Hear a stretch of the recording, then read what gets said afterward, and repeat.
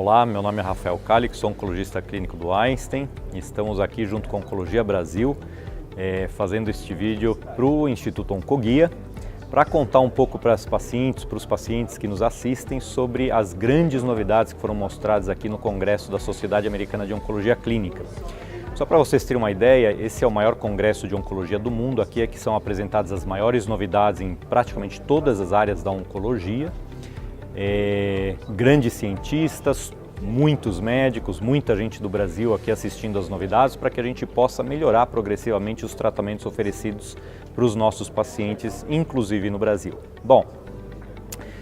existem literalmente milhares de apresentações aqui, então óbvio que a gente não vai falar de todas as novidades para todas as doenças, e uma das coisas que eu recomendo sempre para todo paciente oncológico é que discuta com o seu médico, pergunte ao seu médico se existe alguma novidade recente apresentada em algum congresso, se existe algum estudo clínico no qual ele possa participar. É extremamente importante que os pacientes saibam que em determinadas situações a melhor opção pode ser até a participação do estudo clínico, e estes estudos clínicos é que acabam sendo apresentados aqui, trazendo as novidades e mudando o padrão de tratamento para diversas doenças. Deixa eu contar um pouquinho para vocês, só 5 ou 6 exemplos de mudanças importantes que a gente viu aqui, ou exemplos de trabalhos importantes apresentados aqui. Ontem foi apresentado um trabalho para pacientes com câncer de pâncreas. Câncer de pâncreas é uma doença extraordinariamente difícil de tratar, tem um risco grande de voltar mesmo após uma cirurgia. Então, o trabalho que eles mostraram foi pacientes operados para câncer de pâncreas que recebiam uma quimioterapia padrão hoje em dia, versus um outro esquema chamado FOLFIRINOX no período pós-operatório. E o que esse trabalho mostrou é um ganho imenso em termos de redução do risco de recidiva da doença com esse esquema mais moderno, um pouco mais agressivo de quimioterapia. Então, isto deve se transformar em breve no novo padrão de tratamento pós-operatório para o câncer de pâncreas. Um outro exemplo importante que foi mostrado, um trabalho que mostrou que um determinado teste chamado PET-PSMA, que é algo que está disponível no Brasil em diversos centros, e consegue detectar a localização de eventuais metástases de câncer de próstata, e ao localizar ele permite poupar estes pacientes de tratamentos inadequados. Então, por exemplo, o paciente operou lá atrás um câncer de próstata, e aí anos depois o PSA, que é um exame de sangue, começa a subir. E a gente se pergunta, será que a recidiva está localizada na região da próstata? Será que está nos ossos a doença? Será que está em linfonodos? E este PET-PSMA consegue discriminar aonde está essa doença, e quando o PET-PSMA mostra uma alteração em alguma área do corpo e você vai lá e biopsia esta área do corpo, você comprova com uma imensa probabilidade que de fato aquele é o local onde está a recidiva, e aí, sabendo onde está a recidiva, você decide se irradia localmente ou se você simplesmente dá uma manipulação hormonal para o tratamento desses pacientes. Em relação a câncer de pulmão, um trabalho extraordinariamente importante vem se somar a outros trabalhos recentes mostrando que para câncer de pulmão metastático disseminado, a imunoterapia, que antes era usada como a primeira linha de tratamento somente aí para uns 20-25% dos pacientes, que são pacientes que tinham um determinado marcador chamado PDL1 maior do que 50%, agora parece ser útil também essa imunoterapia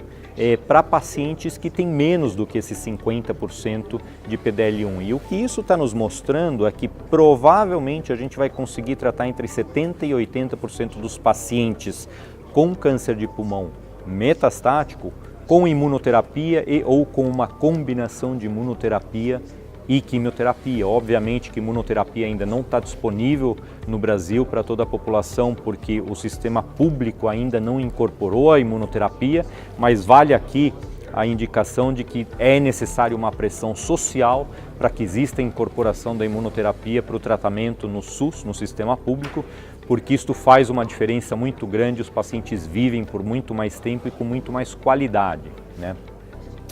Em relação a câncer de mama, houve 2 grandes trabalhos apresentados, um deles que saiu em todos os jornais, etc., um estudo chamado TAILOR-X.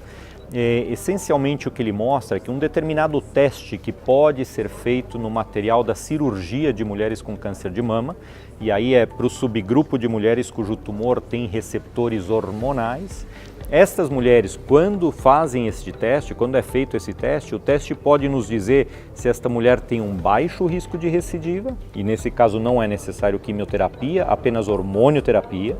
Se ela tem um alto risco de recidiva, e essas mulheres sim precisam de quimioterapia. E um terceiro grupo, que é o grupo intermediário, onde a gente não sabia se deveria ou não fazer quimioterapia. O que esse estudo mostrou é que aparentemente para este subgrupo de risco intermediário não é necessário fazer a quimioterapia. Óbvio que existem alguns subgrupos aí dentro que a gente precisa tomar um pouco mais de cuidado, mas é uma boa notícia, principalmente quando a mulher pode fazer este exame, que ainda é um exame muito caro, porque a gente consegue poupar aí quase 70% das nossas pacientes de uma quimioterapia que anteriormente era dada para todas as mulheres, porque a gente não sabia exatamente qual mulher precisava de quimioterapia. É um teste muito caro, uma minoria da população só tem condição de bancar um exame assim, mas eu acho que agora com esses dados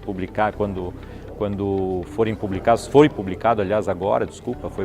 antes de ontem. Agora com essa publicação, o mais provável é que o laboratório que realiza esse exame tenha que baratear para que isso seja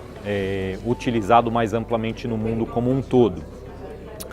O segundo estudo de câncer de mama que me chamou a atenção é um estudo chamado Persephone, um estudo que comparou o padrão de tratamento de 1 ano de terapia anti-HER2, o trastuzumab na adjuvância, no período pós-operatório, 1 ano é o padrão, comparou com apenas 6 meses de trastuzumab. E a gente sempre pensa, não, dar menos é pior, dar mais é melhor, mas eles provaram nesse estudo que, na verdade, dar menos não parece ser pior. 6 meses de trastuzumab teve o mesmo resultado do que 12 meses de trastuzumab, e óbvio que existe a parte da quimioterapia também associado a esse anticorpo. Qual que é o problema deste estudo? O problema é que isso hoje já não é pertinente para a maioria das mulheres. Por quê? Mulheres com tumores relativamente pequenos e que não têm comprometimento da axila, elas já não tomam uma quimioterapia muito intensiva, elas tomam apenas 12 semanas de uma quimioterapia bastante tranquila, associado a 1 ano de trastuzumab. Então não dá para comparar para estas mulheres esse tratamento intensivo do estudo por 6 meses com o tratamento mais tranquilo que a gente faz hoje, que inclui 1 ano de trastuzumab. E também não dá para comparar aquelas mulheres com um risco muito grande, que tem muito comprometimento axilar, onde hoje em dia a gente pode utilizar 2 anticorpos anti-HER2 para o tratamento dessas mulheres. De qualquer maneira, nos dá tranquilidade, vamos dizer assim, de que se uma mulher por algum motivo não conseguir ou não puder tomar os 12 meses do trastuzumab, 6 meses dá suficiente segurança de que essa mulher esteja curada, e 12 meses não necessariamente acrescentaria muito benefício para essa mulher. Não vai mudar o padrão de tratamento imediatamente, mas é uma coisa que vai ser discutida principalmente após a publicação, quando for publicado esse dado, para a gente ver em detalhes esses dados, mas isso pode vir a mudar ao longo aí dos próximos anos. Num primeiro momento, esses são alguns dos trabalhos que eu quero usar como exemplo para vocês sobre como a ciência muda, como a oncologia evolui, e cabe não só aos médicos e à comunidade médica como um todo conhecer esses avanços, mas cabe aos pacientes e à sociedade como um todo, em geral, ter curiosidade sobre os avanços que existem na ciência, especificamente em relação ao tratamento do câncer, porque estas mudanças científicas, com base em ciência bem feita, é que levam ao avanço que vai permitir com que a gente cure mais gente, e para aqueles que a gente não consegue curar, com que a gente trate eles por mais tempo com qualidade de vida, para que eles possam ter